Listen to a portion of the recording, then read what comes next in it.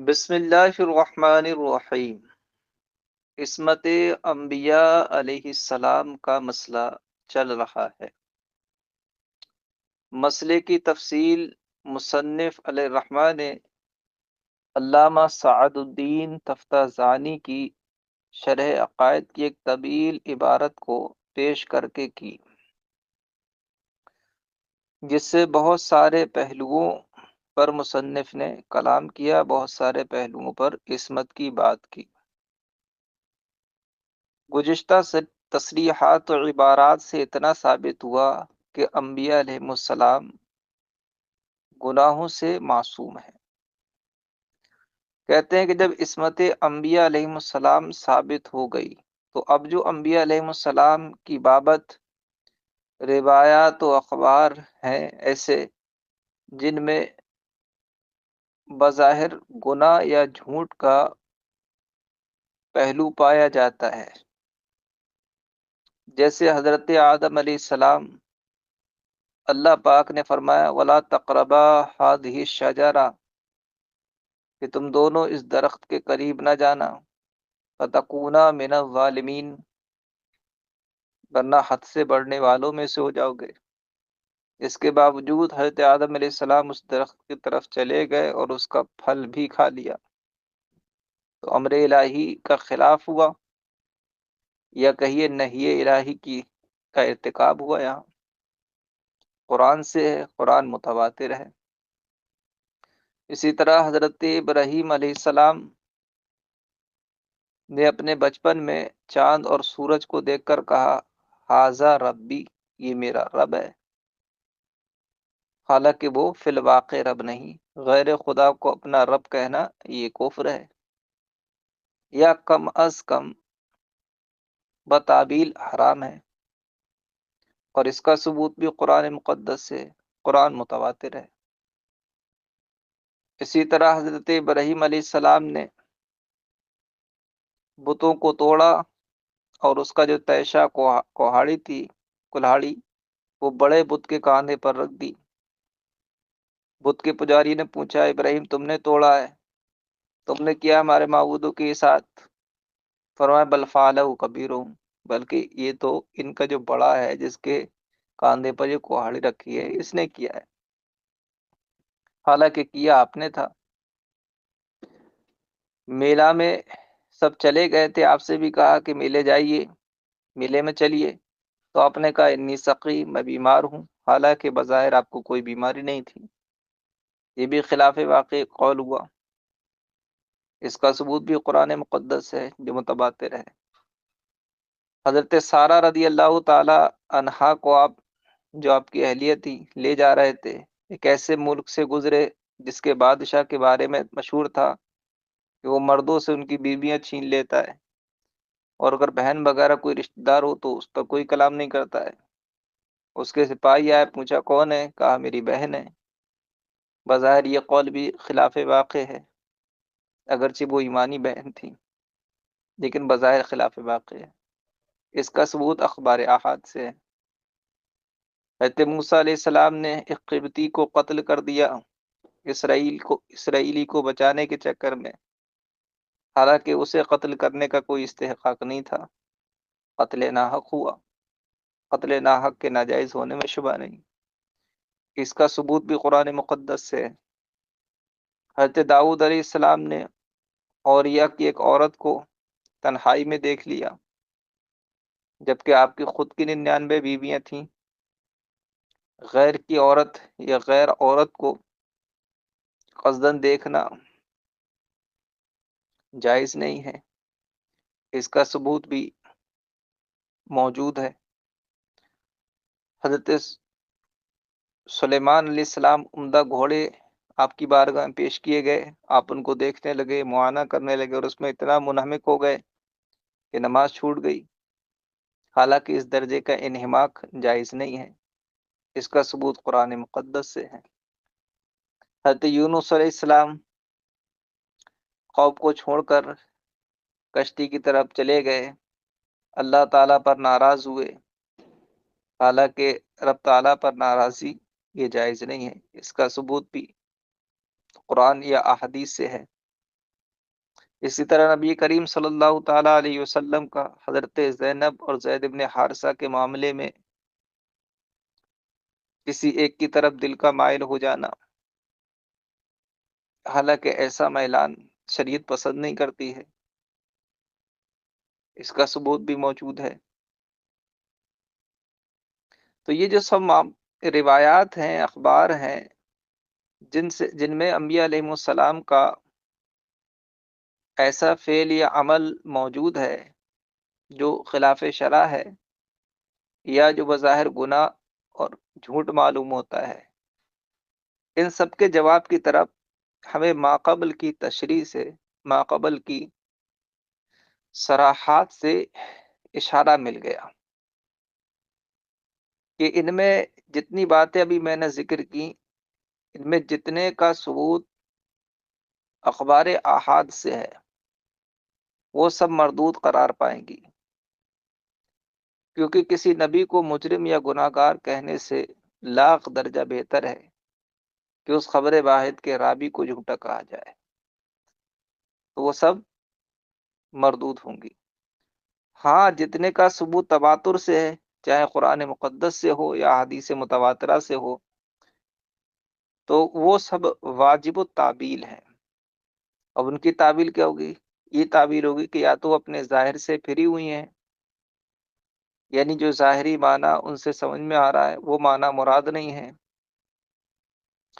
یا پھر وہ واقعات بعثت اور اعلان نبوت سے پہلے کے ہیں، اور بعثت سے پہلے بھی ان چیزوں سے عصمت ہو، اس کے ہم دعوے دار نہیں ہیں اور اس پر کوئی دلیل نہیں ہے، جیسے کہ علامہ سعد الدین تفتزانی نے کہا۔ البتہ ہمارے نبی سرکار صلی اللہ تعالیٰ علیہ وسلم کے بارے میں یہ معلوم ہے کہ حضور صلی اللہ تعالیٰ علیہ وسلم نے نہ قبل بعثت اور نہ بعد بعثت کوئی گناہ نہیں کیا، نہ گناہ صغیرہ نہ گناہ کبیرہ۔ حضور صلی اللہ تعالیٰ علیہ وسلم کی بابت اگر کسی حدیث میں، قرآن کی آیت میں کوئی ایسی بات ہے تو وہ مصروف عن الظاہر ہے، جبکہ اس کا ثبوت تواتر سے ہو، اور اگر خبر واحد سے ہو تو وہ خبر واحد مردود اور باطل ہے۔ اب یہ تو ایک اجمالی جواب ہوا ان تمام چیزوں کا کہ اگر تواتر سے ہے تو وہ مصروف عن ظاہر ہے، یعنی ظاہر سے پھرے ہوئے ہیں، یا وہ قبل بعثت ہے۔ اب ظاہر سے پھرے ہونے کی صورت کیا ہے؟ تو جیسے حضرت آدم علیہ السلام کا جو شجرہ ممنوعہ والی کا واقعہ ہے، جس کا ذکر قرآن مقدس میں ہے، اس میں ہمارے علماء نے فرمایا کہ یہ جو نہیں تھی، حضرت آدم علیہ السلام کو اس کے فہم میں اشتباہ ہوا کہ آپ نے اس کو نہیں تحریم نہیں سمجھا، بلکہ آپ نے اس کو نہیں شفقت سمجھا۔ نہیں شفقت یہ ہوتی ہے کہ کوئی از راہ شفقت اور مہربانی کسی چیز سے منع کر دے، کچھ ظاہری فوائد یا نقصان کے پیش نظر، حالانکہ وہ اس درجے میں منع نہیں ہوتی ہے کہ اگر وہ انسان کر لے تو ناراضی ہو۔ شفقت اور مہربانی کے لیے کہتے ہیں کہ ایسا مت کرنا، تو آپ نے اس کو نہیں شفقت سمجھا، نہیں تحریم نہیں، اس لیے اس کا ارتکاب ہوا، تو یہ اجتہاد میں خطا ہوئی، اور خطا فی الاجتہاد وہ معصیت اور گناہ نہیں۔ اور دوسرا جواب یہ دیا کہ آپ سے یہ چیز بطور صحب ہوئی تھی، اور صحب و نسیان پر اللہ تعالیٰ کے ہاں مواخذہ نہیں۔ اور بعض نے یہ جواب دیا کہ یہ بات قبل بعثت تھی، کیونکہ آپ کی جو نبوت مخلوق سے متعلق ہوتی، تبلیغ احکام والی، اس کا اعلان زمین پر آ کر یا اس کے بھی بعد ہوا۔ جنت میں نبوت کا اعلان جو ایک نبی سے کرایا جاتا ہے، ویسا کوئی معاملہ نہیں تھا، تو یہ واقعہ قبل بعثت کا تھا، اور قبل بعثت اس طرح کی چیزوں سے عصمت کے ہم دعوے دار نہیں ہیں، لہذا اس سے کوئی اعتراض نہیں پڑے گا۔ حضرت ابراہیم علیہ السلام کا جو واقعہ حضرت سارہ رضی اللہ تعالی عنہا سے متعلق ہے، وہ چونکہ قبر واحد سے ہے اس لیے وہ مردود ہے، اس پر اعتماد نہیں کیا جائے گا۔ ہاں، جو قرآن مقدس سے ثابت ہے، جیسے کہ آپ نے اس چاند و سورج کو دیکھ کر کہا حاضر ربی، یہ میرا رب ہے، تو اس کے بارے میں ہمارے فقہا نے فرمایا کہ حضرت ابراہیم علیہ السلام کا کلام استفہام پر محمول ہے۔ حاضر ربی کا مطلب ہے احاذا ربی، یعنی آپ سوال کر رہے ہیں کیا یہ میرا رب ہے، کیا یہ میرا رب ہے؟ اور جب ان کی حالتیں دیکھیں تو آپ نے فوراً برات کی کہ میں جو ہے ڈوبنے والوں کو پسند نہیں کرتا۔ تو یہ استفہام ہے، نہ کہ اخبار اور اعتقاد۔ بل فعلہ کبیرہم، اس کی تعبیر یہ کی کہ آپ نے کلام ایسا بولا کہ جس کا ظاہر تو خلاف واقعہ ہے مگر مراد صحیح ہے، کیونکہ آپ نے مراد یہ لیا کہ یہاں جو ان کا جو سب سے بڑا ہے، بل فعل کبیرہم، ان بتوں کا جو بڑا ہے اس نے کیا ہے یہ، اور ظاہر سی بات ہے کہ وہاں سب سے بڑے آپ ہی تھے، لوگوں میں بھی سب سے بڑے اور ان بتوں کے بھی بڑے آپ ہی تھے، ہے نا، سب سے بڑے تھے۔ تو مراد تو ٹھیک تھی، الفاظ جو ظاہری معنی تھا وہ مراد نہیں تھا۔ اس کو توریہ کہتے ہیں کہ لفظ کے دو معنی ہوں، ایک قریب اور ظاہر معنی اور ایک بعید اور پوشیدہ معنی۔ کسی ضرورت کے تحت ظاہر اور قریب کے معنی کو چھوڑ کر دور اور بعید کے معنی کو مراد لیا جائے، توریہ کہتے ہیں۔ توریہ بر بنائے ضرورت جائز ہے، اور یہاں حضرت ابراہیم علیہ السلام کے لیے ضرورت تھی، تو اس میں کوئی حرج نہیں۔ انی سقیم، کہ میں بیمار ہوں، تو اس کا مطلب یہ ہے کہ بیماری کبھی انسان کے جسم پر ظاہر ہوتی ہے، اور کبھی اندرونی رنج و غم کو بھی سقم اور کمزوری سے تعبیر کیا جاتا ہے۔ حضرت ابراہیم علیہ السلام ان کا کفر و شرک دیکھ کر، بت پرستی دیکھ کر اندر سے بہت رنجیدہ تھے، بہت افسردہ تھے، اور آپ کی ظاہری حالت بیماروں جیسی معلوم ہوتی تھی، اگرچہ آپ کے بدن پر کوئی بیماری نہیں تھی۔ تو اپنی اس ظاہری حالت کا بیان آپ نے کیا، انی سقیم، کہ میں بیمار ہوں، لہذا اس میں بھی کوئی حرج نہیں ہے، یہ تعویل پیش کی۔ حضرت سلیمان علیہ السلام کی بابت فرمایا کہ ان عمدہ گھوڑوں کو دیکھنے سے آپ کی نماز قضا نہیں ہوئی تھی، ہے نا، بلکہ آپ نے نماز وقت پر ادا کی تھی۔ اور بعض نے یہ فرمایا کہ وہ نماز تو قضا ہوئی تھی، لیکن وہ سہو اور نسیان کے طور پر تھا، اور سہو اور نسیان کے طور پر نماز کا قضا ہونا کوئی جرم نہیں ہے۔ حضرت یونس علیہ السلام کی بابت جواب دیا کہ آپ اللہ تعالیٰ سے ناراض نہیں ہوئے تھے، بلکہ آپ اپنی قوم پر ناراض تھے کہ انہوں نے آپ کی بات نہیں مانی، یا خود پر ناراض تھے کہ آپ کو لگتا تھا کہ میں قوم کو ٹھیک سے تبلیغ نہیں کر پایا۔ تو خود سے ناراض تھے یا قوم پر ناراض تھے؟ خود سے ناراض ہونا یا قوم کی غلطیوں پر اس سے ناراض ہو جانا، یہ کوئی گناہ نہیں ہے۔ حضرت داؤد علیہ السلام، جنہوں نے ایک اوریا کی عورت کو دیکھا تھا تنہائی میں، تو وہ بھی گناہ نہیں تھا، اس لیے کہ وہ اوریا کی منکوحہ نہیں تھی، یعنی اس کے نکاح میں نہیں تھی کہ وہ اجنبی کی عورت ہو، بلکہ مخطوبہ تھی، یعنی اوریا نے اس کو نکاح کا پیغام دے رکھا تھا، اور نکاح کا پیغام دینے سے دوسرے کا حق اس سے متعلق نہیں ہو جاتا جب تک کہ اسے نکاح میں نہ لائے۔ مخطوبہ تھی تو اس میں حق تھا کہ حضرت داؤد علیہ السلام چاہتے تو اس سے نکاح فرما لیتے، اس میں بھی ان کی شریعت اور ان کے زمانے میں حرج نہیں تھا، لہذا یہ بھی گناہ نہیں ہے۔ نبی کریم صلی اللہ تعالی علیہ وسلم کا حضرت زینب، حضرت زید بن حارثہ کے معاملے میں کسی کی طرف دل کا جھک جانا یہ کوئی گناہ نہیں تھا، اس لیے کہ دل کا کسی کی طرف مائل ہو جانا یہ انسان کا اپنا مقدور نہیں ہے۔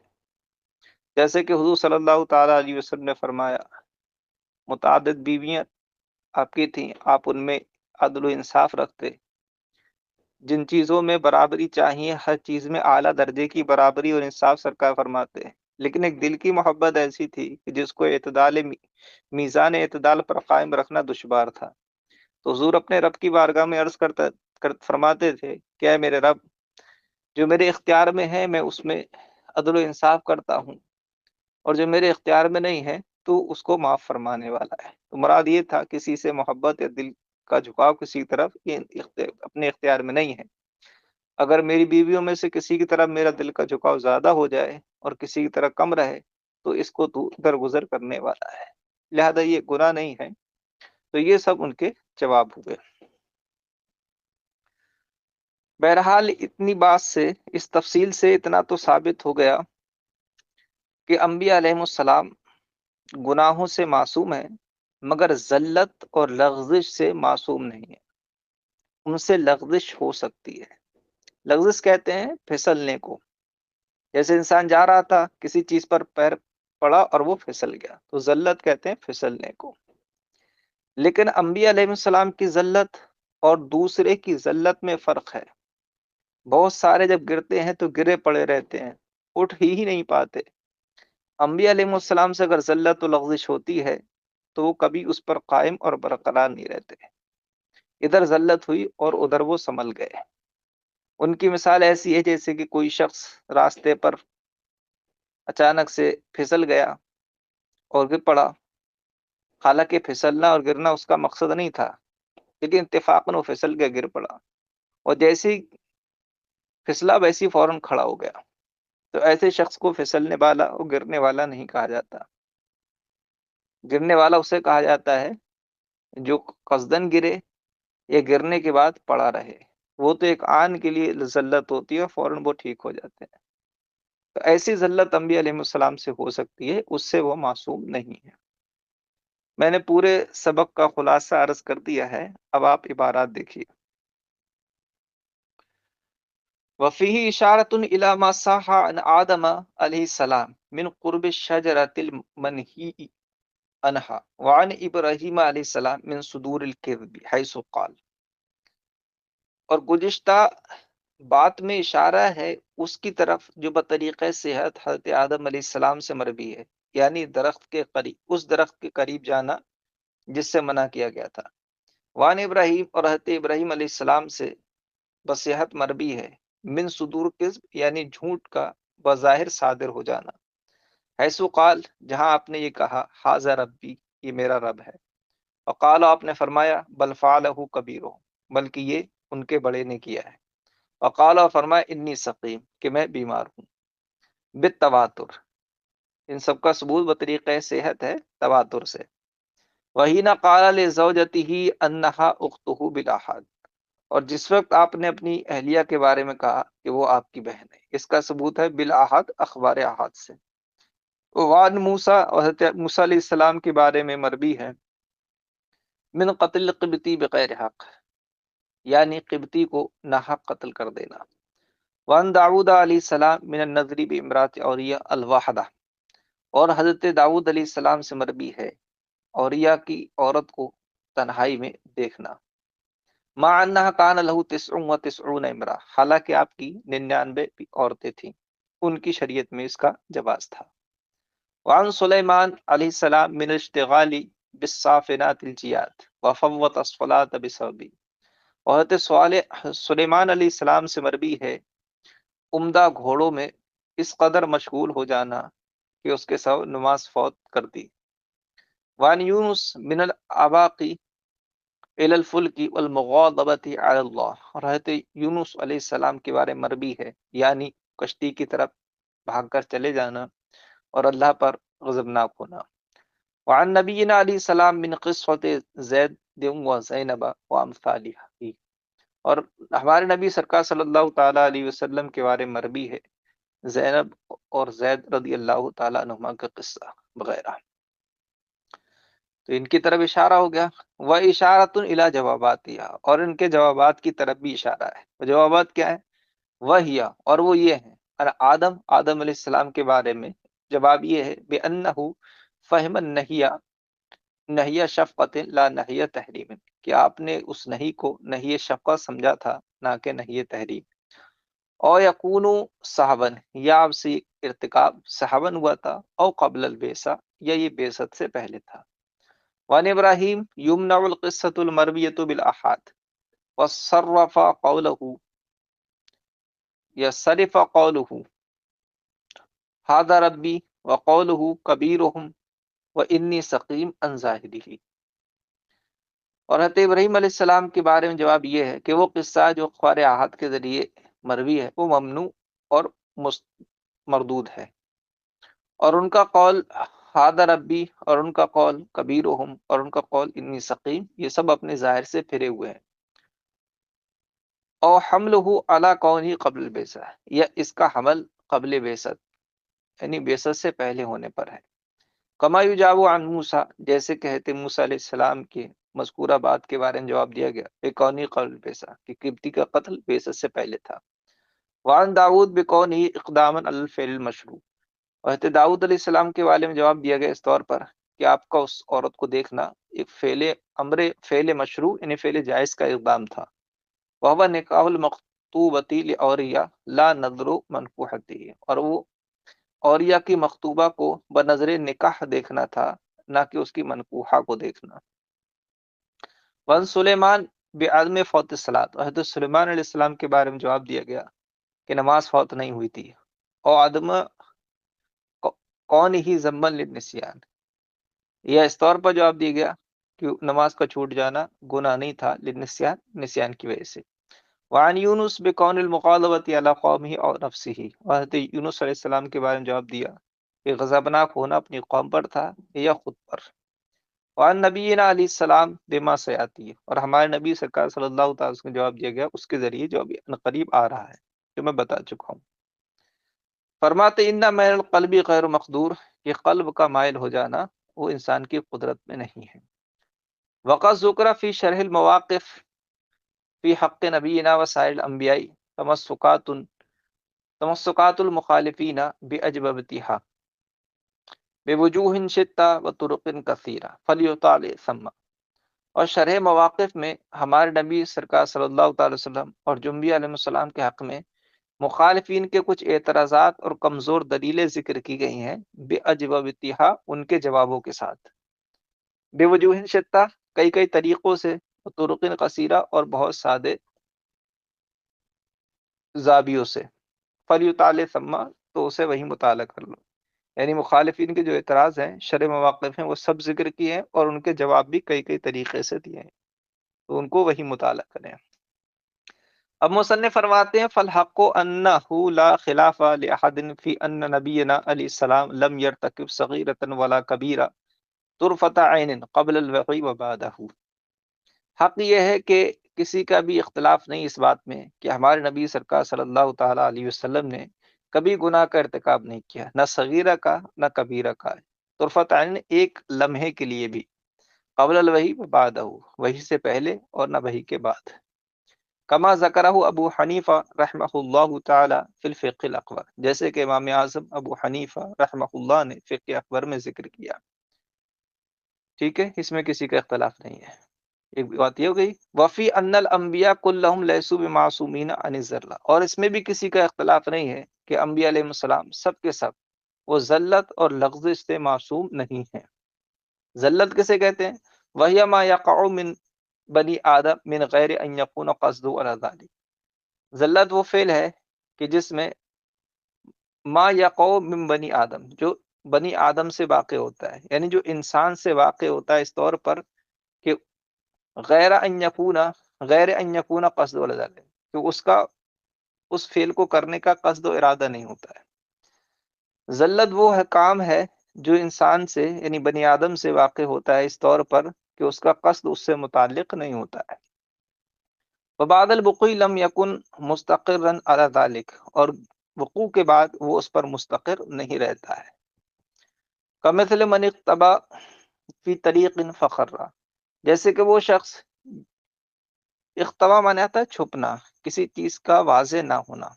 کمثل من اقتبى فی طریق، جیسے کہ وہ شخص جو راستے میں چھپی ہوئی چیز سے، من اقتبى فی طریق جس پر راستہ مخفی تھا، فخر تو وہ گر گیا، فقام تو وہ کھڑا ہو گیا، لم یکن من قصد ان یخر، حالانکہ گرنا اس کا قصد و ارادہ نہیں تھا، وبعد ما خر ما استقر، اور گرنے کے بعد وہ ٹھہرا بھی نہیں رہا، تو اسے ذلت کہتے ہیں۔ کما سرہ بھی اہل اصول، جیسے کہ اہل اصول نے ذلت کی یہی صراحت اور وضاحت کی ہے۔ وہذا باب وَهَذَا بَابٌ طَوِيلٌ مَذْکُورٌ فِی الْمُطَوَّلات، اور یہ ایک بہت طویل باب ہے جو مطولات یعنی تفصیلی کتابوں میں مذکور ہے۔